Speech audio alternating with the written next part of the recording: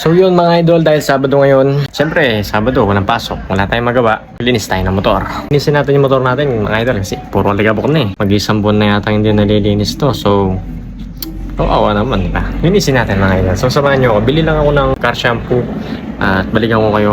Alright, bye bye. So yun mga idol, nakabili na tayo. Ready ko lang yung mga gamit ko, tapos ready ko rin yung motor, balikan ko kayo. So yung mga idol, magsimula na tayo maglinis ng motor. So yan dyan, binanlawan ko muna ng tubig para lumambot yung mga alikabok at putik-putik na tumigas. Dito naman mga idol, niready natin yung pump sprayer natin na may tubig na may halong car shampoo. So dito ipapump lang natin yan, tsaka na natin i-spray. Ayan. Siyempre buong motor i-spray natin mga idol, pati kasulok-sulukan. So yun na nga mga idol, halos tapos na nating sprayan ng buong motor at kasulok-sulukan. So yan, tapos na. At syempre babanlawan muna natin yan at huwag munang pupunasan. I-sprayan natin ulit mamaya ng pangalawang car shampoo para doon punasan pagkatapos. So yan, pump lang at spray ulit. Pagka nasprayan mo na lahat, doon natin punasan. Para wala nang dumi, wala nang alikabok, iwas gasgas sa fairings. Okay? Okay. So yan, pupunasan natin yan hanggang kasulok-sulukan, pati lahat yan, pati mga gulong, mags yan. Kasulok-sulukan dun sa sulok-sulok dun, oh, yun, oh, yun, sunod niya dun, ayun. Tsaka natin babanlawan mga idol. So yan, pagkatapos nyan, tapos na. Punas na lang, o yan, nagpunas na siya. Pinunasan niya na. Siyempre naman mga idol, pagkapunas nyan, bo-blower natin yan para matuyo ng sagad-sagad. Todong-todo.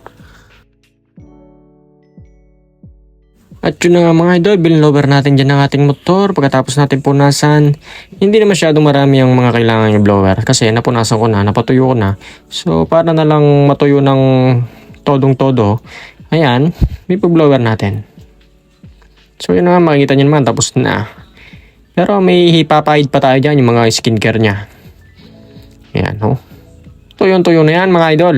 So syempre, pinaliguan natin, hindi natin pwedeng kalimutan ng kanyang kadena. Ayan ang isang dahilan ng nagpapaandar sa atin mga idol, kaya kailangan nating alagaan. Kumuha ko na langis dyan. Ayan, so hindi pa yung gamit. Tira-tira lang yan dito sa amin. So ayan, nilagay ko siya sa syringe para mas madali ko siyang mailagay. Yan, ganyan-ganyan mo lang yan. Slide mo lang. Ang galing. Uy, ang galing-galing. Inikot ko siya dyan mga idol para, ayun, syempre, yung ibang part naman. Hanggang matapos natin. So, yung mga idol, dito, pinandar ko siya ng hanggang third gear mga idol. Para umikot yung gulong, para punasan ng kadena, para maiwasan ang tulo-tulo. Ayan.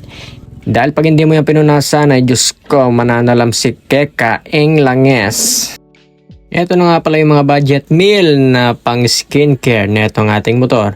Meron tayong pang matte finish at meron din namang pang glossy finish. Alright, gara mo na yan ba? So yung mga idol, 5:38 na. Ngayon pa lang tayo natapos.